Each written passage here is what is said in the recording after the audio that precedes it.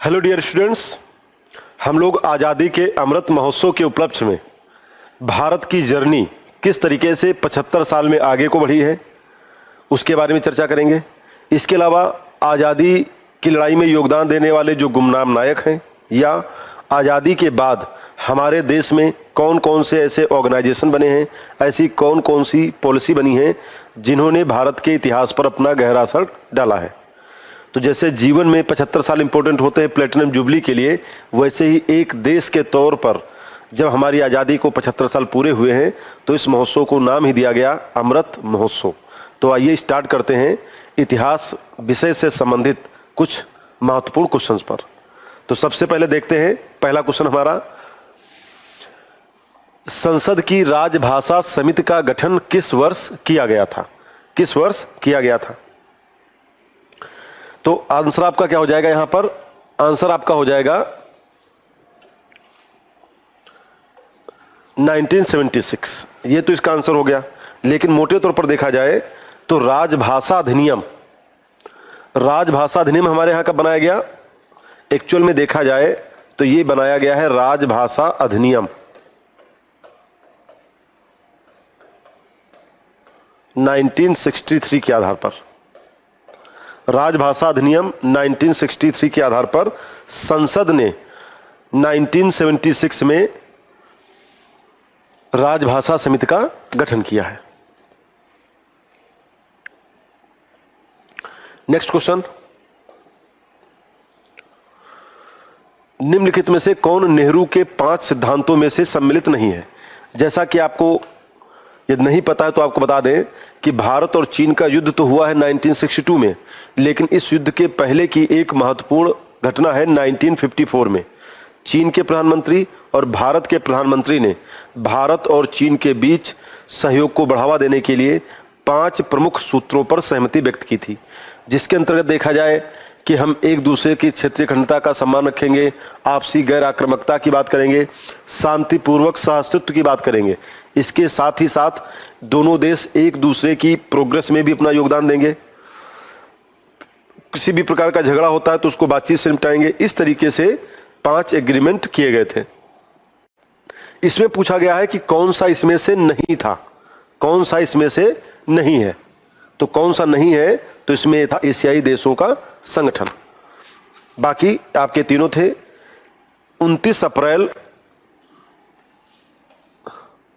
1954 में पंचशील सिद्धांत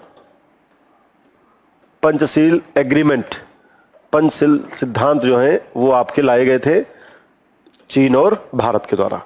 हालांकि कहा जाता है कि बाद में नेहरू का जो ये पंचशील सिद्धांत था ये उतना इफेक्टिव नहीं हो पाए और इस सिद्धांत के बावजूद भी चाइना ने हम पे अटैक किया था और इसी समय दोनों देशों के भीतर खासतौर से भारत की फिजाओं में नारा गूंजता था हिंदी चीनी भाई भाई, और बाद में उसी चीन ने हमारी पीठ में छुरा भोंक दिया था। नेक्स्ट क्वेश्चन देखते हैं,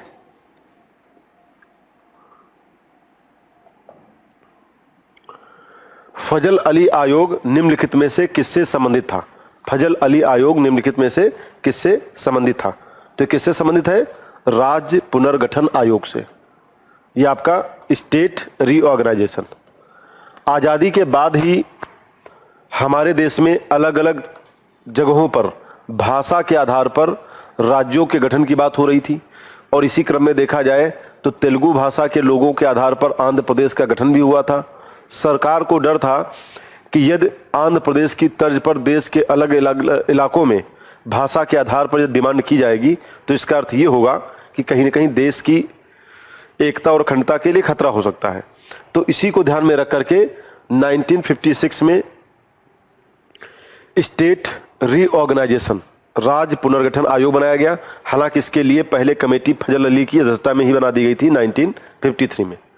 तो यहां पे आपका आंसर हो जाएगा स्टेट रीऑर्गेनाइजेशन राज्य पुनर्गठन आयोग। इसके लिए एक कमेटी बनाई गई थी।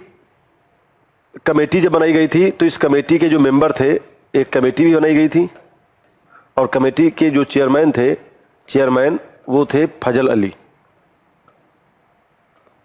चेयरमैन इसके थे फजल अली।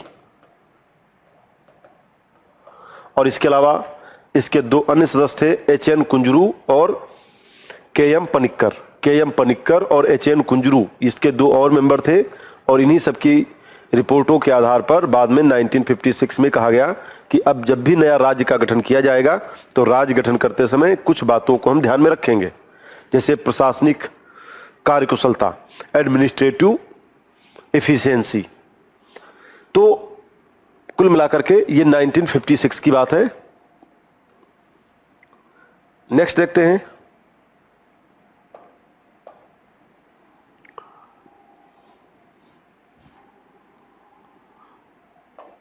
नेक्स्ट है असम को राज्य का दर्जा कब मिला था।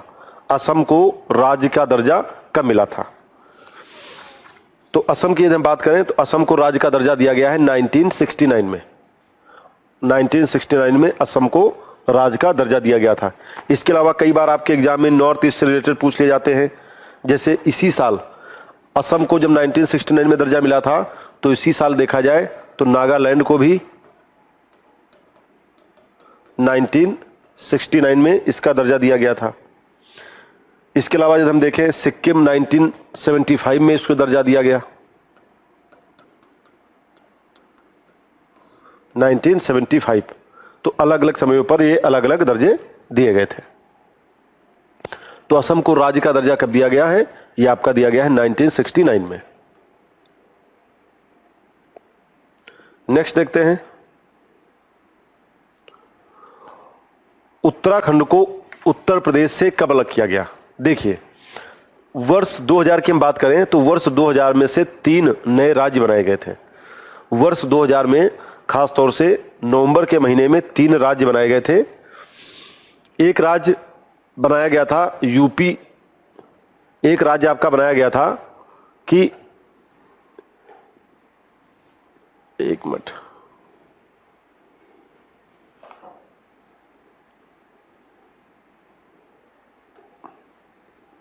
एक तो आपका बनाया गया था यूपी का विभाजन किया गया और यूपी का विभाजन करके बनाया गया उत्तराखंड। बिहार का विभाजन किया गया तो ये बनाया गया आपका झारखंड, और एमपी का जब विभाजन किया गया तो बनाया गया छत्तीसगढ़।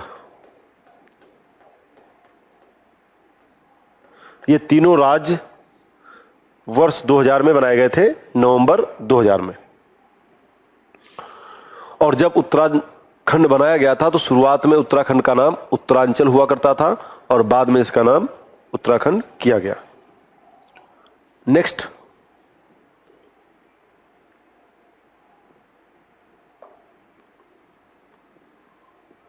आप देखेंगे तो पूछ रहा है कि भारत संघ में विलय के समय हैदराबाद का निजाम कौन था? हैदराबाद के निजाम कौन थे? जैसा कि आपको पता है कि जब भारत को आज़ादी मिली तो आज़ादी के पहले ही जब माउंटबेटन प्लान आया था 3 जून 1947 को, तो उस माउंटबेटन प्लान में जिक्र किया गया था कि जो भी रियासतें हैं वो चाहे तो भारत में शामिल हो जाएं, चाहे पाकिस्तान में शामिल हो जाएं। तो उसी समय हमारे यहाँ के जो लौह पुरुष, iron man of India, Vallabh भाई पटेल, तो वल्लभ भाई पटेल के प्रयासों से 565 रियासतों में से मैक्सिमम रियासतें भारत में शामिल हो गई। इसी समय की घटना है कि जो हैदराबाद रियासत थी ये चाहती थी कि या तो हम इंडिपेंडेंट रहें और या तो हम पाकिस्तान में शामिल हो जाएं। लेकिन हैदराबाद की जो जनता थी उसे लगता था कि हमें कहीं ना कहीं इंडिया में शामिल होना चाहिए, भारतीय संघ में शामिल होना चाहिए। हैदराबाद की जनता को दमन करने के लिए जो वहाँ के निजाम और जो उनके सलाहकार थे, इन लोगों ने मिल करके एक रजाकार फौज का गठन किया और उस रजाकार फौज ने बहुत बड़े स्तर पर अपनी प्रजा का कत्लेआम किया। बाद में बहुत से क्रांतिकारी आकर के वल्लभ भाई पटेल से मिले और वल्लभ भाई पटेल को हैदराबाद की सिचुएशन समझाई और बाद में पटेल ने ऑपरेशन पोलो के माध्यम से हैदराबाद को भारत में मिला लिया था। तो यहाँ पर यदि हम बात करें तो इस समय के जो निजाम थे वो थे उस्मान अली खान, ये उस समय के निजाम थे। 1948, 17 सितंबर 1948 को 1948 को हैदराबाद भारत में शामिल हुआ था। आप सोचो, आज़ादी के बाद ये शामिल हुआ था। और ये कितनी बड़ी रियासत है, इसका अंदाजा आप इसी बात से लगा सकते हैं कि आज़ादी के बाद, मतलब जिस समय देश हमारा आज़ाद हो रहा था या जिस समय अंग्रेजों का शासन था, उस समय देश की सबसे बड़ी रियासत हैदराबाद थी। नेक्स्ट देखते हैं,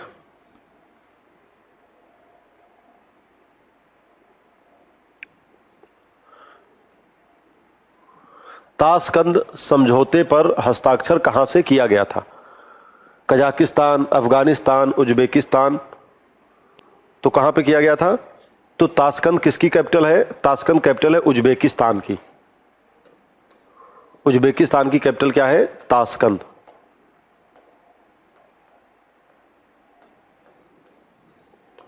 उज्बेकिस्तान की कैपिटल है। इसके अलावा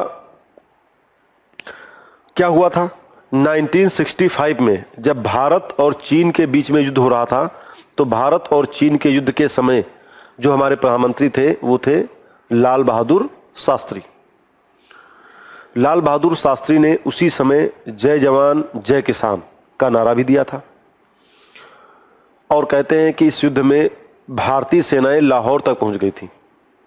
इसके बाद में यदि हम देखें तो जम्मू कश्मीर की समस्या को सॉल्व करने के लिए भारत और पाकिस्तान के प्रधानमंत्रियों के बीच जिस समझौते पर बातचीत हुई, उसी समझौते का नाम है Tashkent declaration, Tashkent summit. Overall देखा जाए तो इसमें यही कहा गया कि जो जम्मू कश्मीर का मुद्दा है वो भारत और पाकिस्तान के बीच का मुद्दा रहेगा। इस मुद्दे को अंतर्राष्ट्रीय मंचों पर नहीं उठाया जाएगा। लेकिन जैसा कि आपको पता है कि पाकिस्तान हर बार शिमला समझौते की धज्जियां उड़ाता रहता है। ये सिर्फ एक किताब में लिखा हुआ एक सिग्नेचर ही सिर्फ बन के रह गया है, वरना समय समय पर जब भारत सरकार ने कभी 370 हटाया जम्मू कश्मीर से, उसको लेकर के वो अंतर्राष्ट्रीय मंचों पर अलग अलग जा रहा था। जबकि इसमें साफ साफ ये कहा गया था कि ये दोनों देशों का आपसी मुद्दा है, बातचीत के जरिए समझाया जाएगा और इसे किसी अन्य देश या किसी अंतर्राष्ट्रीय मंच पर नहीं उठाया जाएगा। तो यह है आपका ताशकंद समझौता। अब इसके बाद में हम देखें, इसके अलावा जो यहाँ पे आपकी जो दी गई हैं उसमें की बात करें तो जैसे यहाँ पे आपका दिया गया कजाकिस्तान, तो कजाकिस्तान की राजधानी क्या है? कजाकिस्तान की राजधानी है नूर सुल्तान। इसकी राजधानी क्या है? नूर सुल्तान। और जो किर्गिस्तान है, किर्गिस्तान की जो है उसका नाम है बिश्केक। बिश्केक इसकी राजधानी है। तो ताशकंद समझौता की हम बात करें तो आज के हिसाब से देखोगे तो ये उज्बेकिस्तान में था, लेकिन जिस समय ये समझौता किया गया था 1965 में, उस समय यह एक यूएसएसआर का एक गणराज्य हुआ करता था।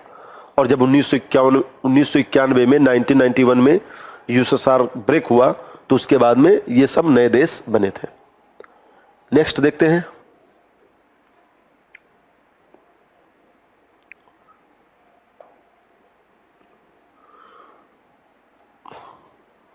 आजादी के बाद कांग्रेस का विभाजन कब हुआ था?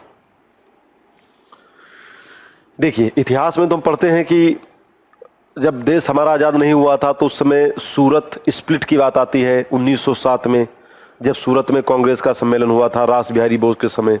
कांग्रेस नरम दल गरम दल के बीच बट गई थी। आगे चलकर के 1916 में लखनऊ अधिवेशन में सब एक होते हैं। यहाँ पर आज़ादी के बाद पहली बार जब नेहरू जी की डेथ हुई, नेहरू जी की डेथ होने के बाद में अब कांग्रेस पार्टी का सर्वे सर्वा कौन बनेगा, इसको लेकर के शुरुआत में तो लाल बहादुर शास्त्री को बना दिया गया प्रधानमंत्री। आगे चल करके बहुत से ऐसे लोग थे जो नेहरू की विरासत को आगे बढ़ाना चाह रहे थे और कुछ लोगों का मतलब था कि हमें नेहरू परिवार से अलग होकर के कांग्रेस पार्टी को आगे ले जाना है। इसी तरीके से कांग्रेस के भीतर दो पावर सेंटर बनने लगे। इन्हीं में से मोरारजी देसाई और उस समय जो कांग्रेस के अध्यक्ष हुआ करते थे निज लिंगपा। तो इसी समय एक विवाद आता है राष्ट्रपति के चुनाव को लेकर। बीबी गिरी और नीलम संजीव रेड्डी के बीच का एक चुनाव होता है। इस चुनाव में जो नीलम संजीव रेड्डी हैं वो कांग्रेस की तरफ के अधिकृत प्रत्याशी थे, लेकिन इंदिरा गांधी ने एक इंडिपेंडेंट कैंडिडेट बीबी गिरी का समर्थन किया। कहा जाता है कि कांग्रेस अध्यक्ष ने अपने सभी सांसदों को पार्टी व्हिप जारी किया था कि सभी लोग संजीव रेड्डी को ही वोट करेंगे, लेकिन इंदिरा गांधी ने कॉन्शियस वोट, अंतरात्मा की आवाज की बात कही, जिसका परिणाम ये होता है कि बहुत से कांग्रेसी सांसद ने अपना मत बीबी गिरी को दिया और ऐसा पहली बार हुआ कि कांग्रेस का अधिकृत प्रत्याशी हार गया और एक निर्दलीय कैंडिडेट बीबी गिरी जीत गए, जिसके पीछे इंदिरा गांधी का समर्थन था। इसी समय 1969 में कांग्रेस पार्टी दो भागों में टूट गई। एक पार्टी का नेतृत्व इंदिरा गांधी कर रही थी, जिसको कहा गया Indira Gandhi R. Indira Gandhi are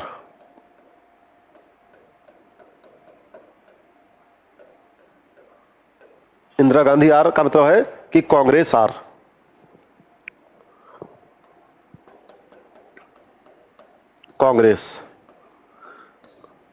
Congress are का मतलब हो गया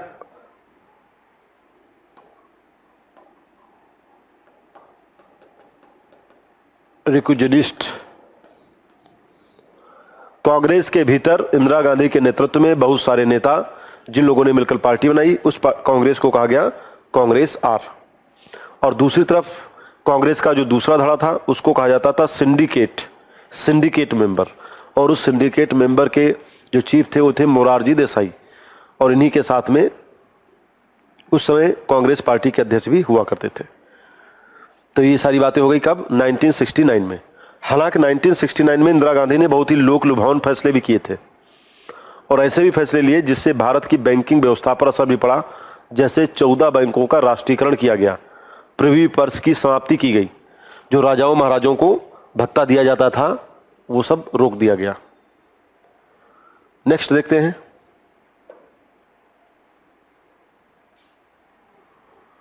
एलओसी किस समझौते का परिणाम है? एलओसी देखिए, इंडिया और पाकिस्तान के बॉर्डर के पहले हम मानते थे, पहले हम कहते थे सीज फायर लाइन।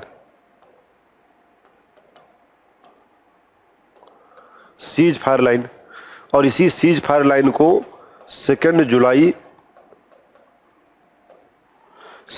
1972 में इसे ही नाम दिया गया LOC, line of control.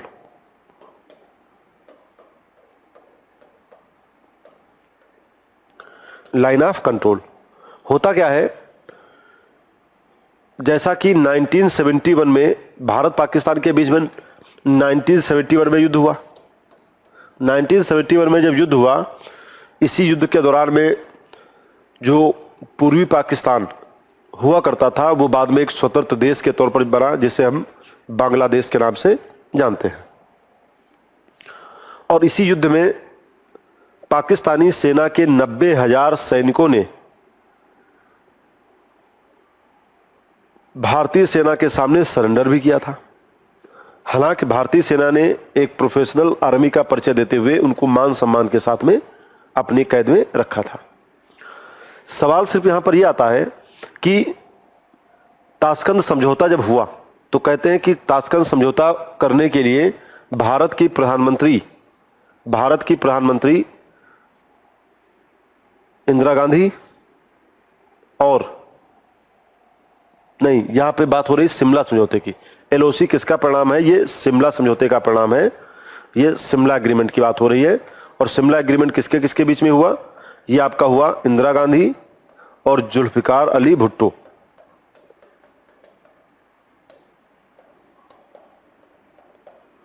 Zulfikar Ali Bhutto ये बेनजीर भुट्टो के पिताजी थे, और इस समझौते के दौरान में कहते हैं बेनजीर भुट्टो भी भारत में आई हुई थी।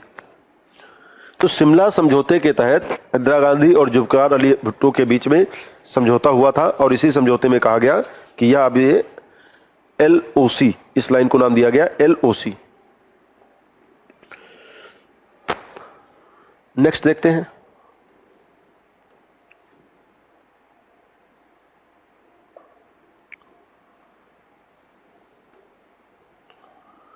खालिस्तान आंदोलन किससे संबंधित है? खालिस्तान आंदोलन किससे संबंधित है? तो देखिए, सबसे पहली बात आती है खालिस्तान। खालिस्तान के बारे में कहा जाता है कि यह एक विचारधारा है। विचारधारा क्या है? खालिस्तान का मतलब होता है land of Khalsa, land of Khalsa, यानी खालसा की जमीन। और खालसा की जमीन का मतलब क्या है कि खालसा दल सिखों के 10वें गुरु गुरु गोबिंद सिंह ने बनाया था। पंजाब से लेकर के लाहौर के इलाके में महाराजा रणजीत सिंह के समय एक बहुत ही मजबूत सिख राज्य हुआ करता था। ऐसे ही आज़ादी के बाद में कुछ ऐसे सिख नेता जिनका एक सपना था कि सिखों के लिए एक स्वतंत्र देश हो और उस देश का नाम होना चाहिए खालिस्तान। और 1980 के दौर में एक व्यक्ति था जरनैल सिंह भिंडरावाला।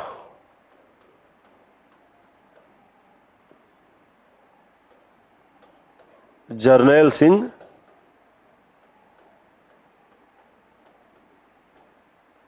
भिंडरावाला, जरनैल सिंह भिंडरावाला के नेतृत्व में बड़े स्तर पर बहुत से युवा लोग, जो पंजाब के युवा लोग थे, वो इस आंदोलन से जुड़ने लगे। और उसने कहा कि सिखों का एक अलग देश होगा और इसके लिए युवा भी जुड़े और जो लोग विदेशों में काम कर रहे हैं वो इस आंदोलन को रिवाइव करने के लिए कुछ पैसे भी भेजे। तो दुनिया के अलग अलग देशों में, कनाडा, ब्रिटेन, अमेरिका आदि जगहों पर जो सिख लोग काम कर रहे थे, वहाँ से इनको वित्तीय सहायता मिलना भी शुरू हुआ, जिसकी वजह से 1980 के दशक में खालिस्तान की मांग जोर पकड़ने लगी। इसी समय 1984 में ऑपरेशन ब्लू स्टार हुआ। ऑपरेशन ब्लू स्टार भी इसी आंदोलन को समाप्त करने के लिए किया गया था। तो खालिस्तान क्या है? सिखों के लिए एक अलग देश का जो एक आइडियोलॉजी है, विचार है, उसके लिए खालिस्तान शब्द का प्रयोग किया जाता है। सॉरी। और जब इस खालिस्तान की बात आई तो इस खालिस्तान में कहा जाता है कि नॉर्थ इंडिया का कुछ इलाका शामिल होगा, कुछ पाकिस्तान की तरफ का पंजाब का इलाका शामिल होगा, इंडिया के पंजाब का इलाका शामिल होगा। तो ये सब क्षेत्र मिला करके बनाया जाएगा खालिस्तान। और अभी कुछ समय पहले जब दिल्ली में कृषि कानून को लेकर के किसानों का धरना प्रदर्शन चल रहा था, तो उस समय भी सरकार की ओर से कुछ ऐसी रिपोर्टें आई थी कि इस आंदोलन के दौरान इसे खालिस्तान के द्वारा भी समर्थन दिया जा रहा है। आज के दौर में देखा जाए तो ये काफ़ी हद तक आंदोलन गैर महत्वपूर्ण हो चुका है, क्योंकि बहुत से जो सिख लोग हैं उन्होंने इस आंदोलन से अपनी दूरी बना ली है। नेक्स्ट,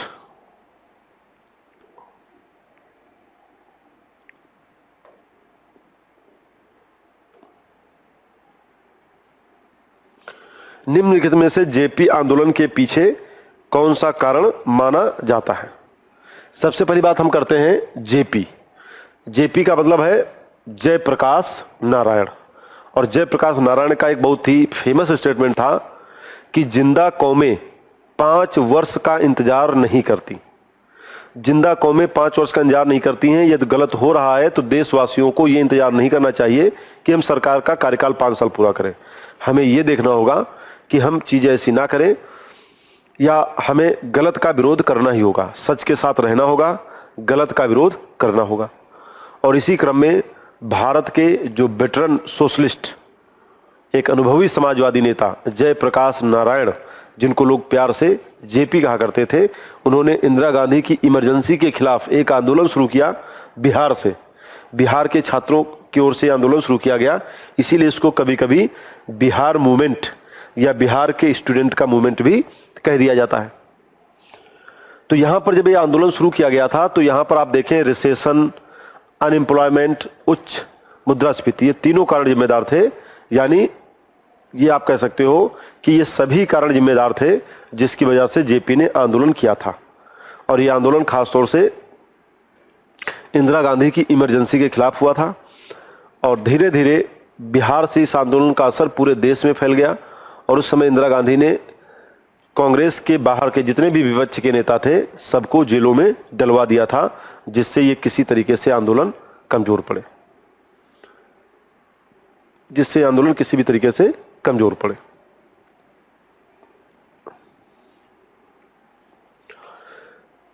और जयप्रकाश नारायण के बारे में एक और बात कही जाती है कि 1942 में जब क्विट इंडिया मूवमेंट चल रहा था, तो क्विट इंडिया मूवमेंट में भी इन्होंने अपनी महत्वपूर्ण भूमिका निभाई थी, भारत छोड़ो आंदोलन।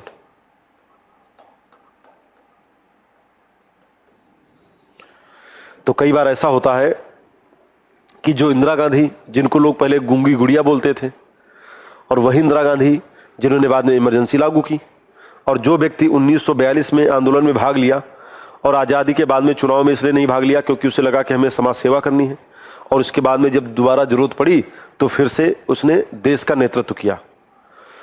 रामधारी सिकंदर की एक कविता है कि सिंहासन खाली करो कि जनता आती है। तो इस तरीके का कह सकते हो राष्ट्र कवि दिनकर की कविताएं यहां पर चलती थी। इसी समय कई ऐसे लोग थे जो बहुत ही फेमस हुए, जैसे दुष्यंत कुमार, हो गई है पीर पर्वत सी पिघलनी चाहिए, इस हिमालय से कोई गंगा निकलनी चाहिए। इस तरीके का जो भाव है वो जेपी आंदोलन से हमें दिखाई देता है। आप कह सकते हो कि राजनीतिक तौर से जेपी ने इस देश को बहुत ही मजबूत बनाया आजादी होने के बाद। नेक्स्ट,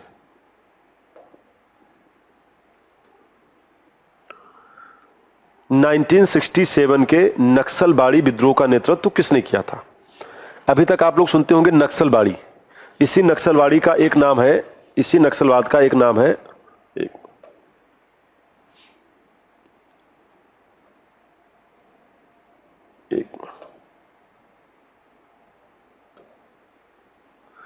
नक्सलवाड़ी विद्रोह का नेतृत्व किसने किया था? देखिए, इसी को हम कहते हैं माओ।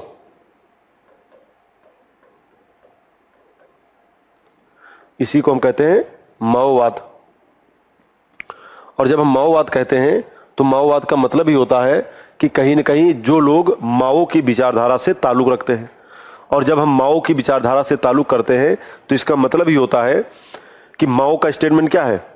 Power has comes from the barrel of guns. सत्ता बंदूक की नली से निकलती है। और जब सत्ता बंदूक की नली से निकलती है तो इसका मतलब क्या है कि हमें अपने अधिकारों को पाने के लिए यदि खून भी बहाना पड़े तो हम खून बहा देंगे। और इसी क्रम में देखा जाए तो 1949 में चाइना में एक क्रांति भी हुई थी जिसे हम कल्चरल रेवोल्यूशन कहते हैं, जो माओ से तुंग के नेतृत्व में हुई थी। उसी माओ से तुंग की विचारधारा को मानने वाले जो लोग हैं, उसी माओ से तुंग की विचारधारा को जो लोग मानने वाले हैं, उसी को हम कहते हैं माओवादी। और भारत में क्या हुआ? भारत में यह हुआ कि आजादी के बाद में जमींदारी व्यवस्था जिस इलाके में लागू थी, तो जमींदारी व्यवस्था में जमीन का मालिक कौन होता था? जमींदार होता था। और किसान खेतों में काम करता था। और किसान जब खेतों में काम करता था और उसको खेती में काम किसान कर रहा है लेकिन जमीन उसके नाम पर नहीं है। जमीन किसके नाम पर है? जो किसानी नहीं कर रहा है।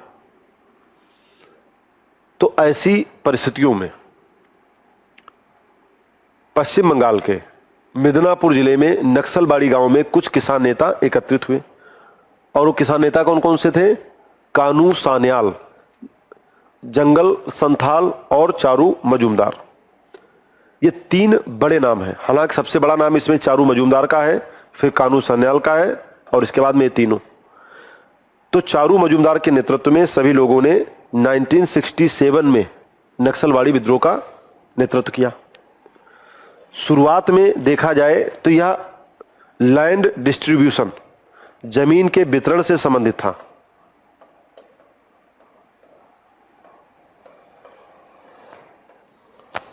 जमीन के वितरण से यह संबंधित था कि जमीन का समान वितरण होना चाहिए, इक्वल डिस्ट्रीब्यूशन होना चाहिए। लेकिन आगे चल करके यह आंदोलन बहुत ही ज्यादा हिंसक हो गया। और इतना ज्यादा हिंसक हो गया कि इस आंदोलन के दौरान में इस आंदोलन के लोगों ने सरकार से जुड़ी हुई जो चीजें होती हैं, चाहे इंफ्रास्ट्रक्चर हो, चाहे सरकार के जो सिक्योरिटी गार्ड यानी पुलिस हो, उसको लेकर के उनको टारगेट करना शुरू कर दिया। और धीरे धीरे उड़ीसा, आंध्र प्रदेश, महाराष्ट्र, छत्तीसगढ़, इन सब इलाकों में जो नक्सलवादी थे इनका वर्चस्व बढ़ने लगा। इन इलाकों में एक्सटॉर्शन मनी जैसी भी चीज़ें शुरू हो गई।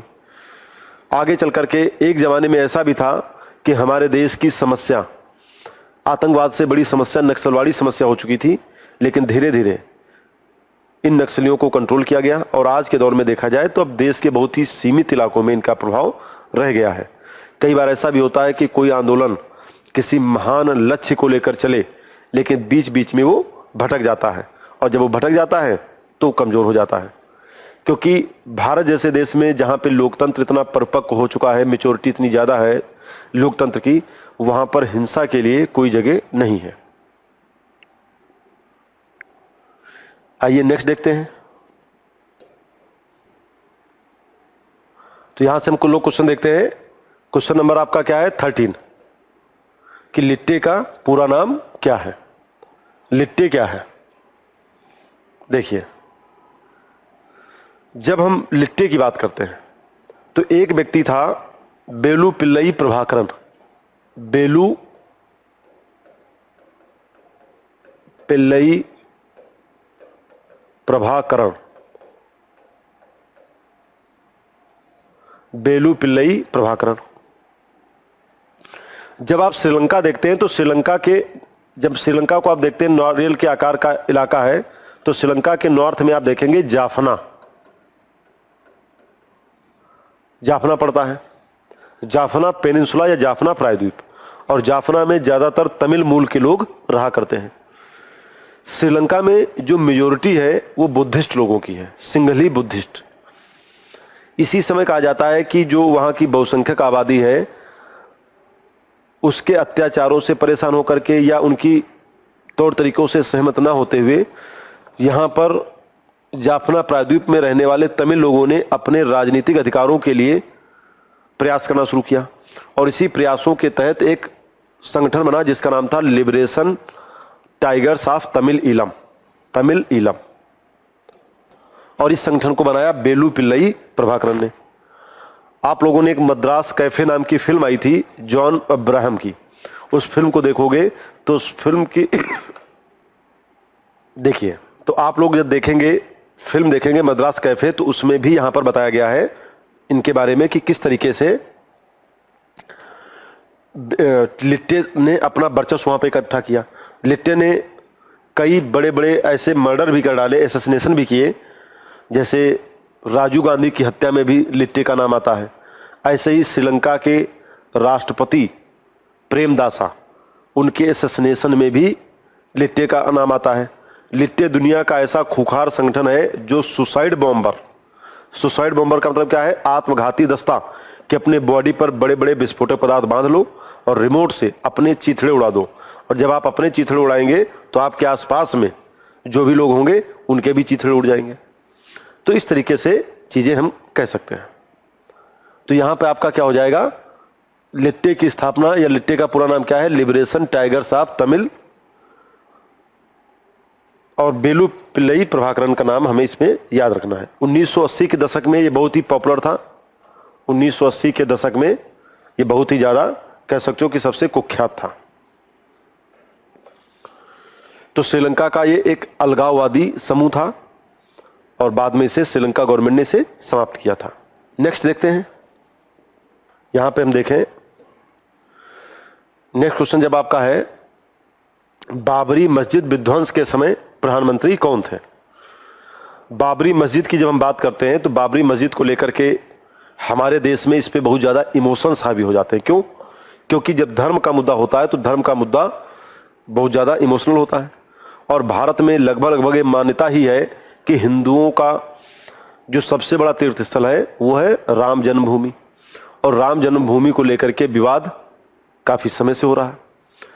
अंग्रेजों के ज़माने से विवाद हो रहा था मंदिर मस्जिद को लेकर कि यहाँ पे पहले मंदिर था, बाद में मस्जिद बना, और लास्ट में ऐतिहासिक नज़रिए से भी देखा जाए तो कहते हैं कि टोंडरमल के द्वारा इसका निर्माण कराया गया, बाद में औरंगजेब के द्वारा इसे तोड़वाया गया, और इसी क्रम परंपरा में जाकर देखा जाए तो 1949 से लेकर के एक फिर से विवाद शुरू हुआ, और इसी विवादों के क्रम में चलते चलते आगे चल करके 6 दिसंबर 1992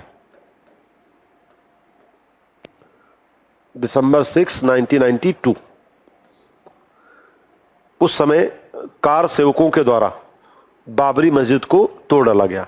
और जब कार सेवकों के द्वारा बाबरी मस्जिद को तोड़ डाला गया तो उस समय कहते हैं कि पीबी नरसिम्हा राव भारत के प्रधानमंत्री थे और उस समय यूपी के मुख्यमंत्री थे कल्याण सिंह, और कल्याण सिंह ने अपनी नैतिक जिम्मेदारी लेते हुए इस पद से इस्तीफा दे दिया था। और यदि हम यहाँ पर बात करें नरसिम्हा राव की, तो नरसिम्हा राव सिर्फ बाबरी मस्जिद विध्वंस के समय प्रधानमंत्री नहीं थे, बल्कि इनके बारे में कहा जाता है इंडियन इकोनॉमिक रिफॉर्म, भारत में जो आर्थिक सुधार हुए और आर्थिक सुधार होने के बाद में न्यू इकोनॉमिक पॉलिसी आई, न्यू इकोनॉमिक पॉलिसी, नई आर्थिक जो नीति आई जिसमें 3 चीजें थी, ग्लोबलाइजेशन,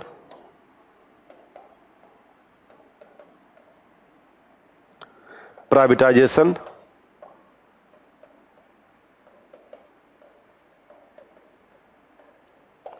और लिबरलाइजेशन।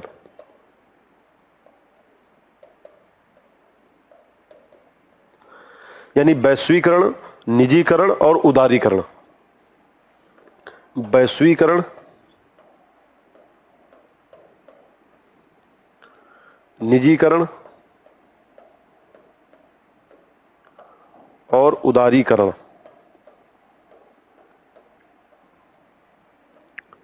ये तीनों जो हैं हमारे उसी समय लाए गए थे।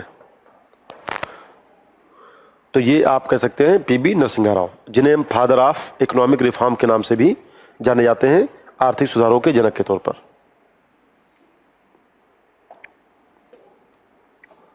नेक्स्ट,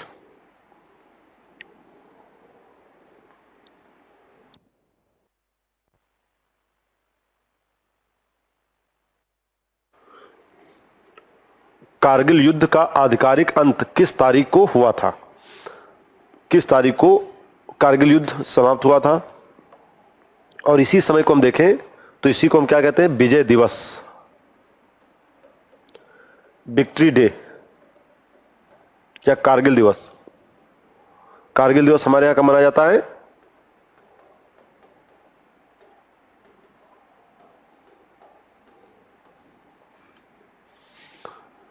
कई बार क्या होता है कि भारत और पाकिस्तान अपने संबंधों को बेहतर तो बनाना चाहते हैं, लेकिन कई बार क्या होती है कि तारीख में कई ऐसे जख्म भी दिए जाते हैं पाकिस्तान के द्वारा कि अटल बिहारी वाजपेयी लाहौर बस यात्रा के तहत दिल्ली से लाहौर गए ताकि पाकिस्तान के साथ में हमारे रिलेशन बेहतर हो जाए, क्योंकि ये वही अटल बिहारी वाजपेयी जिनका ये कहना था कि हम अपने दोस्त बदल सकते हैं लेकिन अपने पड़ोसी नहीं।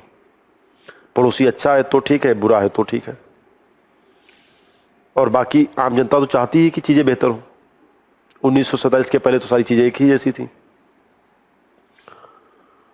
लेकिन एक तरफ भारत ने कूटनीतिक तौर पर अपने संबंध अच्छे करने का प्रयास किया और दूसरी तरफ पाकिस्तान के द्वारा घुसपैठ जैसी शुरू हो गई। खैर, किसी तरीके से भारतीय सेना ने अपने अदम्य साहस का परिचय देते हुए कारगिल में जो पाकिस्तान का सेना का इन्वॉल्वमेंट था, शुरुआत में तो लगता था ये सिर्फ घुसपैठ जैसी है, लेकिन बाद में बहुत बड़े स्तर पर इसे वहां की सेना के द्वारा ऑपरेट किया जा रहा था। और इसी लड़ाई में हमारी बेफोर्स तोपें जो हैं उनका भी कमाल रहा था। तो कुल मिलाकर देखा जाए तो 1999 का एक सशस्त्र संघर्ष था। तो ये कब हुआ था? 1999 में।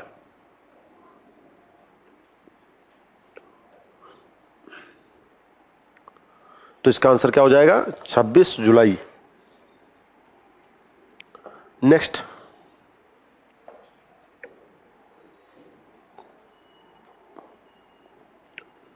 इसरो के पहले अध्यक्ष कौन थे? इसरो, इसरो का मतलब क्या है? Indian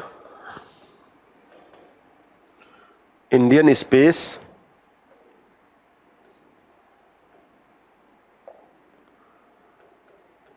Indian space research organisation.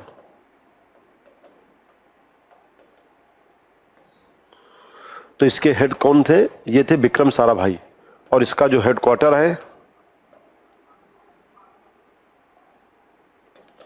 वो है बेंगलोर में।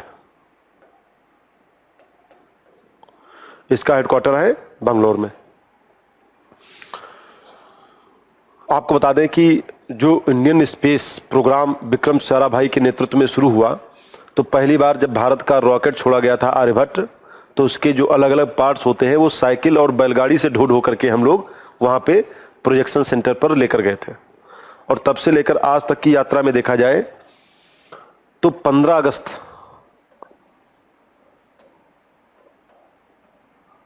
15 1969 को इसकी स्थापना हुई थी इसरो की। और तब से लेकर आज तक इसरो ने तो कमाल ही कर दिया। इतना कमाल कर दिया कि अंतरिक्ष में 104 सैटेलाइट एक साथ में भेजने का हमने रिकॉर्ड बनाया। 1975 में पहला हमारा रॉकेट गया था। तो कुल मिलाकर के देखा जाए तो इसरो एक काफी बेहतरीन तरीके से काम कर रही है। और वर्तमान में देखा जाए तो डॉक्टर एस सोमनाथ ये वर्तमान में इसरो के चेयरमैन हैं। इसके पहले के सिवान हुआ करते थे और इसरो के सबसे पहले जो थे वो थे विक्रम साराभाई। विक्रम साराभाई, इन्हें आप कह सकते हो father of Indian space programme. भारतीय अंतरिक्ष के जनक, इंडियन स्पेस प्रोग्राम के ये फादर भी माने जाते हैं। Father of Indian space programme. Space programme. Next देखते हैं,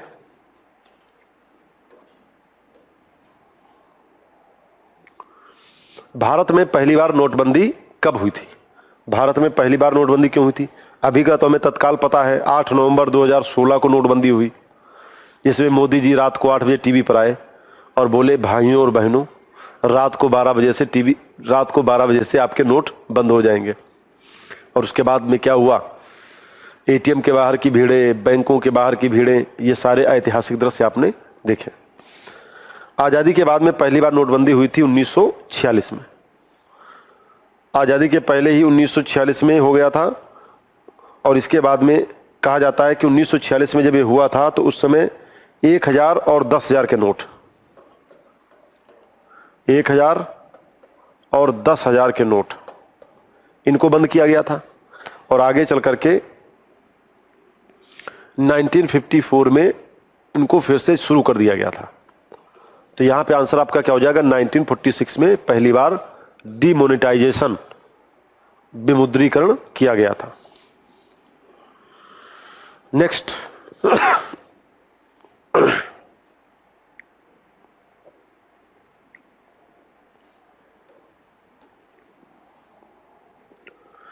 ऑक्सफोर्ड एस्ट्राजेनेका कोविड-19 वैक्सीन भारत में किसके द्वारा निर्मित है? तो यहां पर आपको जानना होगा कि जो हमारे यहां का सीरम इंस्टीट्यूट ऑफ इंडिया है, सीरम इंस्टीट्यूट ऑफ इंडिया, जिसके फाउंडर साइरस पूनावाला को माना जाता है, और साइरस पूनावाला को vaccine king of India, vaccine king of India के नाम से जाना जाता है। आप इसी बात से अंदाजा लगा सकते हैं कि विश्व के लगभग 160 से अधिक देशों में जो वैक्सीन बच्चों के अलग अलग लेवल पर काम करती है वो सीरम इंस्टीट्यूट के द्वारा ही जाती है। और कोविड के लिए जो ऑक्सफोर्ड एस्ट्राजेनेका का वैक्सीन था वो इन्होंने ही तैयार किया था। तो इसी सीरम को हम क्या कहते हैं, कोविशील्ड। इसी के द्वारा कौन सा तैयार किया गया था, कोविशील्ड। कोविशील्ड जो वैक्सीन था वो सीरम इंस्टीट्यूट के द्वारा शुरू किया गया था। और भारत बायोटेक के द्वारा कोवैक्सीन, भारत बायोटेक के द्वारा कोवैक्सीन शुरू हुआ था और सीरम इंस्टीट्यूट के द्वारा कोविशील्ड हुआ था। और इसी कोविशील्ड को यूरोप में ऑक्सफोर्ड एस्ट्राजेनेका के नाम से जाना जाता है।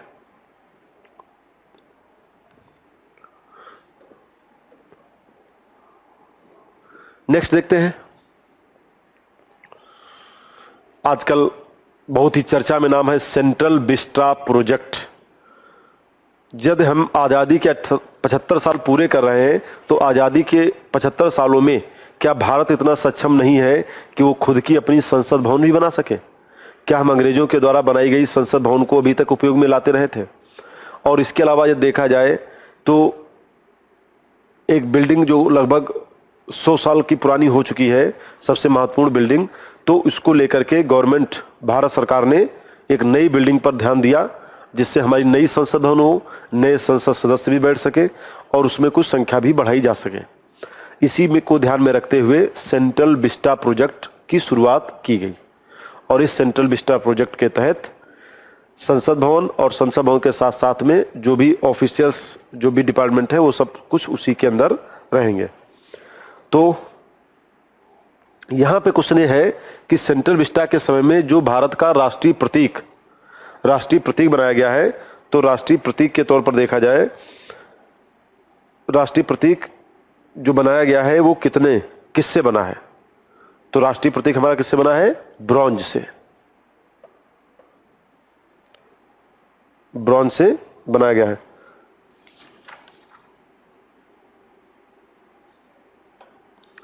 ब्रॉन्ज से बनाया गया है। नेक्स्ट,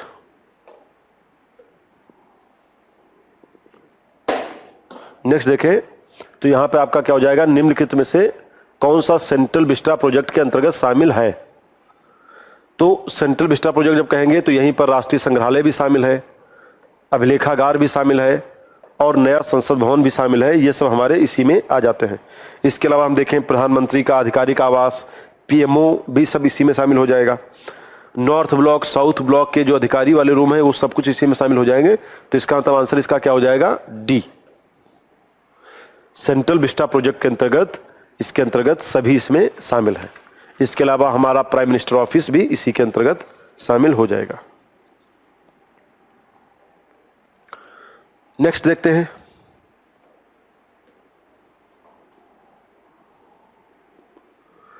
समझौता एक्सप्रेस को भारत के अटारी शहर और पाकिस्तान के किस शहर को जोड़ने के लिए शुरू किया गया था?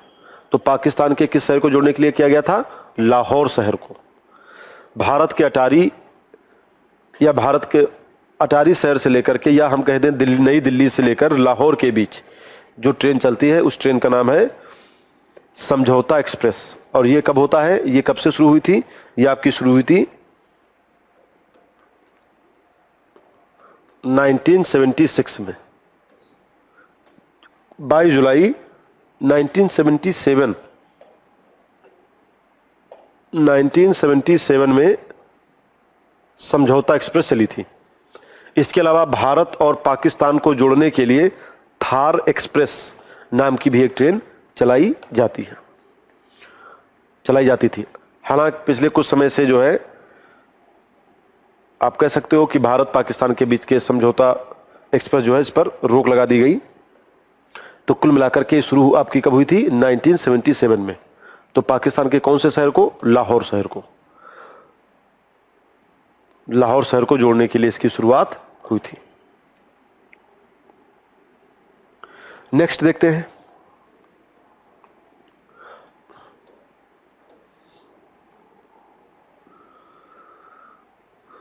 कोरोना वायरस के कारण भारत में पहला लॉकडाउन कब लगाया गया था? तो भारत का पहला लॉकडाउन जो लगाया गया था वो लगाया गया था 25 मार्च से। 24 मार्च को घोषणा हुई है और 25 मार्च से लगाया गया था। 25 मार्च 2020 से लेकर के 14 अप्रैल 2020 तक चला था। और ये शुरुआत में कितने दिन का था? 21 दिनों का था, 21 दिन। और यहां पर कोई आपका आंसर है नहीं, तो इसी को आप 25 मान लीजिए। 25 मार्च से शुरू किया गया था भारत का पहला लॉकडाउन, जो एक प्रकार का राष्ट्रीय नेशनल लॉकडाउन जैसा था, जिसमें मोदी जी आए थे और बोले थे कि 21 दिनों में हो सकता है कि हम इस हालात को कंट्रोल कर लें। और उसी समय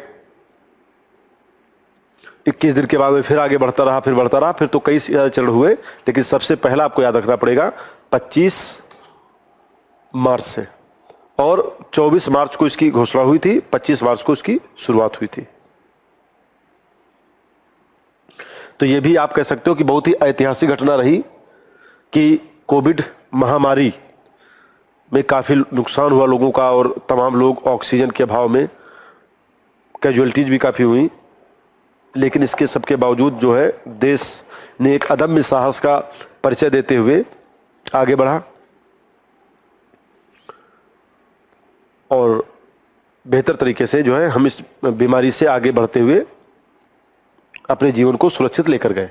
और कहीं ना कहीं वैक्सीन, भारत में जो वैक्सीन बन गई उसका भी असर था कि हम ज़्यादा अच्छे तरीके से मैनेज किए थे इसको। यूएन ढेबर का उद्देश्य क्या था? यूएन ढेबर का उद्देश्य क्या था?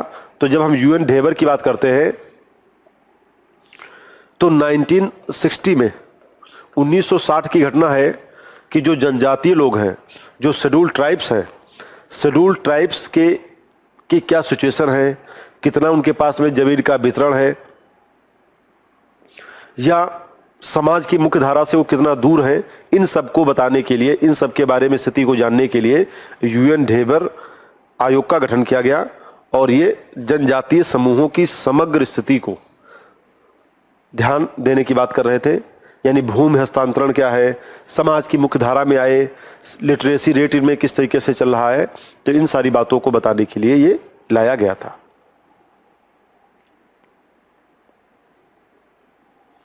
नेक्स्ट देखते हैं,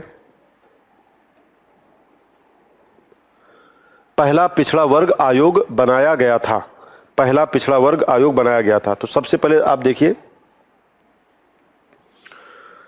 1953 में काका कालेलकर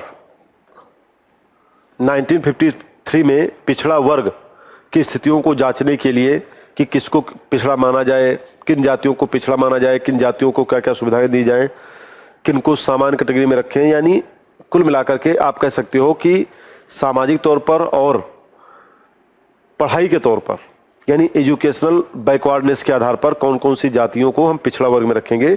इसके लिए आर्टिकल 340 अनुच्छेद 340 के अंतर्गत एक प्रावधान किया गया पिछड़ा वर्ग आयोग का और इनकी स्थिति को जानने का प्रयास किया गया। इसके बाद में हमारे देश में एक दूसरा पिछड़ा वर्ग आयोग बनाया गया था बीपी मंडल की अध्यक्षता में। तो अभी तक देश में पिछड़ा वर्ग की स्थिति को जानने के लिए सिर्फ 2 ही आयोग बनाए गए हैं। एक आपका हो गया काका कालेलकर और दूसरा आपका हो गया बीपी मंडल।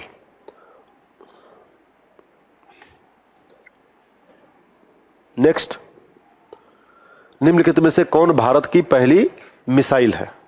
तो भारत की सबसे पहली मिसाइल कौन सी है? अग्नि, पृथ्वी, बराक, अर्जुन। तो पृथ्वी की जो भारत की सबसे पहली क्या उनसी मिसाइल है? अग्नि मिसाइल। भारत सरकार के द्वारा मिसाइल के क्षेत्र में आत्मनिर्भरता लाने के लिए इंटीग्रेटेड मिसाइल डिफेंस सिस्टम, एकीकृत निर्देशित मिसाइल व्यवस्था की शुरुआत 1983 में की गई थी और आगे चल करके आप कह सकते हो कि पृथ्वी इस कार्यक्रम के तहत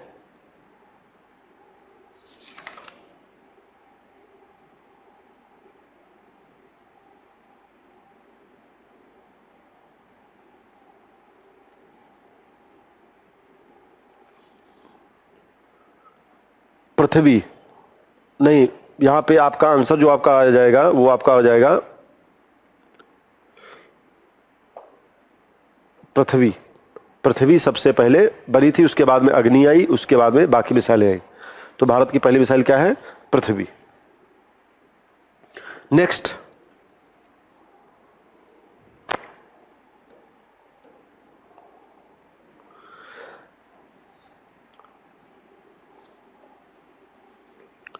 देखते हैं कि 2 पृथक केंद्र शासित प्रदेशों के रूप में जम्मू कश्मीर का विभाजन कब किया गया? आजादी के बाद का सबसे महत्वपूर्ण मुद्दा है क्या? जम्मू कश्मीर। उस समय भी था 1947-48 में, आज भी है। जम्मू कश्मीर को लेकर के ही देश को 4 बार युद्ध भी लड़ने पड़े। तो जम्मू कश्मीर हमेशा सुर्खियों में रहता है और इसी समय सुर्खियों में क्या था? 370 को हटाना। और जब 370 को हटाया गया तो उसके बाद में आपने देखा कि कितना ज़्यादा वहाँ पे समस्याएं क्रिएट हुई थी। लेकिन अब धीरे धीरे वहाँ की फिजाएं जो हैं बढ़िया अच्छे तरीके से बदलने लगी। तो जम्मू कश्मीर का विभाजन कब किया गया था? 31 अक्टूबर। और 31 अक्टूबर को ही क्यों? 31 अक्टूबर को हमारे यहाँ पे होता है राष्ट्रीय एकता दिवस। और राष्ट्रीय एकता दिवस में ही इसी दिन वल्लभ भाई पटेल का जन्मदिन होता है। और वल्लभ भाई पटेल भारत के लौह पुरुष भी हैं और इन्होंने ही सभी रियासतों को मिलाकर एक किया था। आज का जो हम नक्शा देखते हैं उसके आधार पर यदि हम देखा है तो सबसे बेहतरीन तरीके से इन्हीं को श्रद्धांजलि देते हुए जम्मू कश्मीर का विभाजन भी इसी दिन किया गया था। किसमें किया गया? जम्मू कश्मीर और लद्दाख में। तो अब जम्मू कश्मीर किसमें चला गया? JNK बन गया और दूसरा लद्दाख बन गया।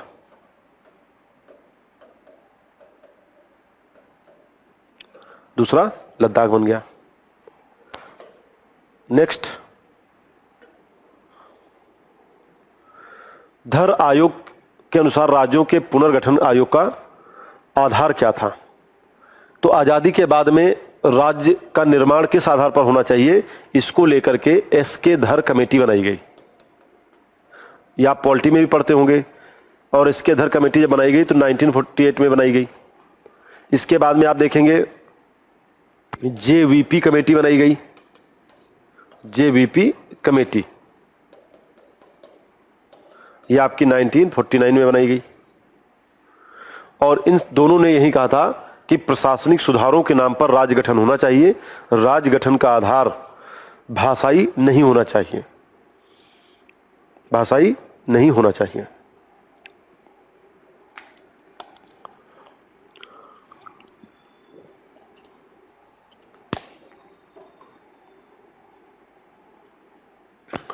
नेक्स्ट, लोकसभा के पहले आम चुनाव के दौरान कितने राजनीतिक दलों ने भाग लिया था? तो यहां पे आंसर आपका हो जाएगा 53। हमारे देश में पहली बार चुनाव कब हुए थे? पहली बार जो चुनाव हुए थे हमारे यहां पर 1951-52 में हुए थे। 1951-52 में देश में पहली बार आम चुनाव हुए थे और इसी आम चुनाव में 53 राजनीतिक दलों ने भाग लिया था, जिसमें से 14 राष्ट्रीय दल थे। इसमें से 14 राष्ट्रीय दल भी थे। लेकिन उस समय आप कह सकते हो कि कांग्रेस की पॉपुलैरिटी ही सबसे ज्यादा थी। तो उस समय का विपक्ष जो है संख्या में कम होता था लेकिन बहुत ही ज्यादा तेज तर्रार हुआ करता था। नेक्स्ट, प्रजा सोशलिस्ट पार्टी के गठन के समय सबसे बड़ी विपक्षी पार्टी प्रजा सोशलिस्ट पार्टी के अध्यक्ष कौन थे? तो प्रजा सोशलिस्ट पार्टी के अध्यक्ष कौन थे? तो देखिए, इसके अध्यक्ष थे JB कृपलानी। और यह घटना कब की हो रही है? 1952 की। 1952 की हम बात करें तो किसान मजदूर प्रजा पार्टी, किसान मजदूर प्रजा पार्टी और दूसरी पार्टी थी Congress socialist party. Congress socialist party, किसान मजदूर प्रजा पार्टी, इन दोनों को मिला के क्या बनाया गया? प्रजा सोशलिस्ट पार्टी। और JB कृपलानी इसके चेयरमैन थे और इसके जनरल सेक्रेटरी थे अशोक मेहता। इसके अध्यक्ष थे JB कृपलानी और इसके महासचिव जनरल सेक्रेटरी जो थे वो थे अशोक मेहता। नेक्स्ट देखते हैं,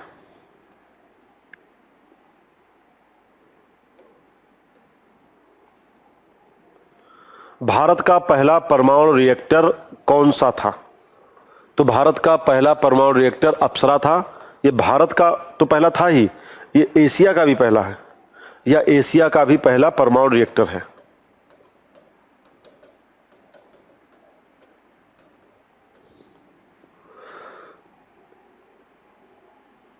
नाइनटीन 1957 में 1957 में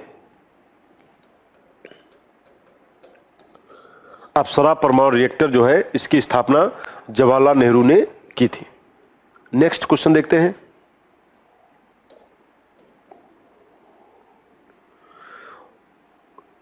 निम्नलिखित में से किस उद्देश्य के लिए मुदलियार समिति का गठन किया गया था? मुदलियार कमेटी का गठन किया गया था।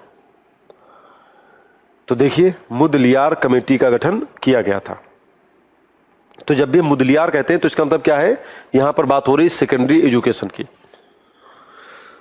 डॉक्टर लक्ष्मी स्वामी मुदलियार, डॉक्टर लक्ष्मण स्वामी मुदलियार की अध्यक्षता में 1952 को माध्यमिक शिक्षा आयोग की स्थापना की गई और इसका उद्देश्य ही था माध्यमिक शिक्षा में सुधार करना। तो इसका मतलब क्या है, ये सेकेंडरी एजुकेशन से संबंधित है मुदलियार। कई बार पूछा गया है। इसी में कुछ पूछा जाता है कोठारी आयोग, वो भी शिक्षा से ही संबंधित है। नेक्स्ट,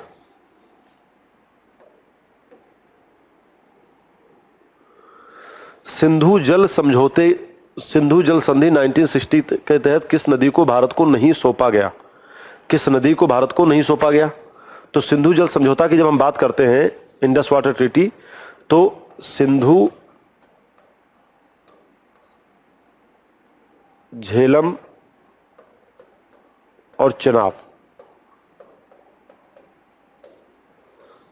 ये पाकिस्तान इसका पानी इस्तेमाल करेगा मैक्सिमम, और रावी, व्यास और सतलज, इनका पानी इंडिया यूज करेगा।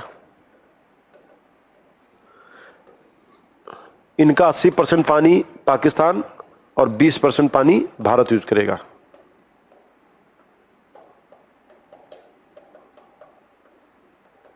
यहां पे 80% पानी भारत, 20% पाकिस्तान। तो इसमें पूछा गया है कि किस नदी को भारत को नहीं सौंपा गया, तो झेलम को नहीं सौंपा गया है।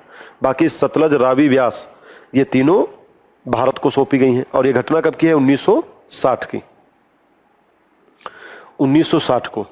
कई बार जब भारत पाकिस्तान के बीच में युद्ध जैसे तनाव हालात होते हैं, तो कुछ एक्सपर्ट कहते हैं कि भारत को इंडस वाटर ट्रीटी जो है उसको कर देना चाहिए, इंडस ट्रीटी वाटर को रोक लगा देना चाहिए, या उस समझौते को नहीं मानना चाहिए।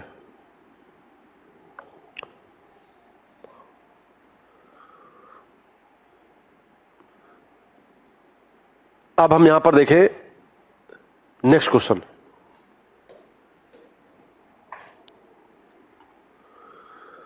सचिव रखने वाले भारत के पहले प्रधानमंत्री कौन थे? देखिए, हर आदमी का अपना अपना दौर रहता है कि प्रधानमंत्री की सहायता के लिए आज तो पीएमओ होता है, प्राइम मिनिस्टर ऑफिस, यानी प्राइम मिनिस्टर की सहायता करने वाले अधिकारियों का, एक विशेष अधिकारियों का जो ग्रुप है वो हमारा होता है पीएमओ। तो यहां पर यदि हम देखें तो सचिव रखने वाले भारत के पहले प्रधानमंत्री कौन थे? तो ये पहले प्रधानमंत्री थे लाल बहादुर शास्त्री। ये लाल बहादुर शास्त्री वही हैं जिन्होंने जय जवान जय किसान का नारा दिया था। जय जवान जय किसान का नारा दिया था।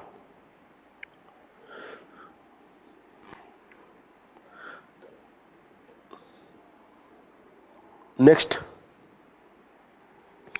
भारतीय खाद्य निगम की स्थापना कब हुई थी? भारतीय खाद्य निगम की स्थापना कब हुई थी? किसके शासनकाल में हुई थी? तो ये आपकी भारतीय खाद्य निगम, फूड कॉर्पोरेशन ऑफ इंडिया, इसकी यदि बात करें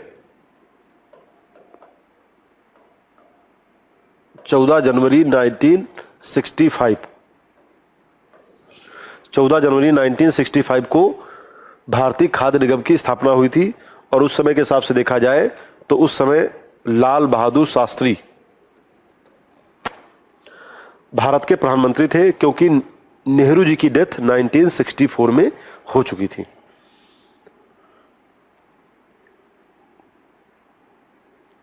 खाद्य और सार्वजनिक वितरण मंत्रालय के तहत भारतीय खाद्य निगम जो है, एक प्रकार से आप कह सकते हैं कि एक प्रकार से गवर्नमेंट के अंदर ही काम करने वाला ऑर्गेनाइजेशन है। नेक्स्ट,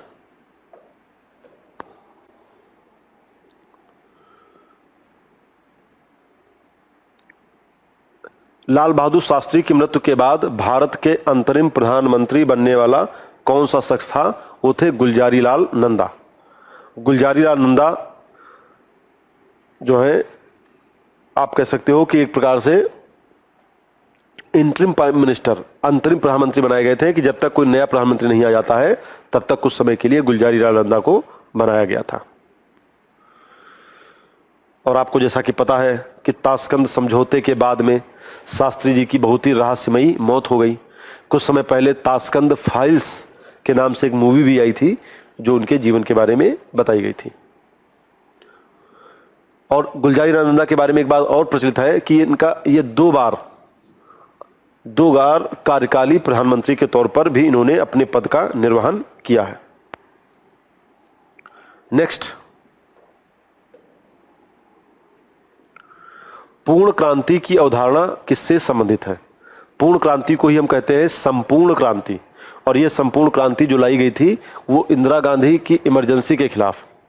पूर्ण क्रांति का मतलब क्या है? इंदिरा गांधी की इमरजेंसी के खिलाफ ये लाया गया था। तो यहां पे ये किसने दिया? जयप्रकाश नारायण ने। और इसी के नाम पर आज भी बिहार के पटना से आप देखेंगे दिल्ली के लिए संपूर्ण क्रांति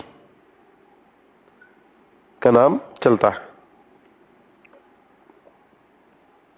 तो पूर्ण क्रांति की अवधारणा किसकी थी? जयप्रकाश नारायण के द्वारा। इसी पूर्ण को हम संपूर्ण क्रांति भी कह देते हैं। नेक्स्ट, इंदिरा गांधी सरकार ने 1969 में कितनी बैंकों का राष्ट्रीयकरण किया था? राष्ट्रीयकरण का मतलब क्या है? कि सभी बैंकों को राष्ट्रीय संपत्ति घोषित कर दिया जाए, यानी प्राइवेट बैंकें नहीं रहेंगी, वो प्राइवेट बैंकों की जगह पर वो सरकारी बैंकें हो जाएगी। तो ये घटना कब की है?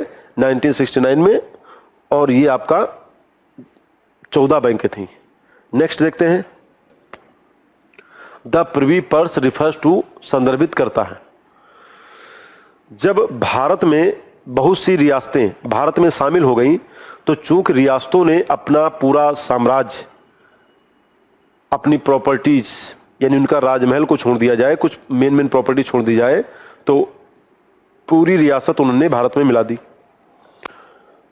तो ऐसी कंडीशन में भारत सरकार के द्वारा रियासतों को कुछ विशेष प्रकार की एक पेंशन जैसी दी जाती थी, यानी देशी रियासतों को दी जाने वाली पेंशन, उसे कहते थे प्रिवी पर्स। और इसी प्रिवी पर्स को बाद में समाप्त कर दिया गया। इसी प्रिवी पर्स को बाद में समाप्त कर दिया गया इंदिरा गांधी के द्वारा। नेक्स्ट, पीएल 480 योजना क्या है? पीएल 480 योजना क्या है बताइए।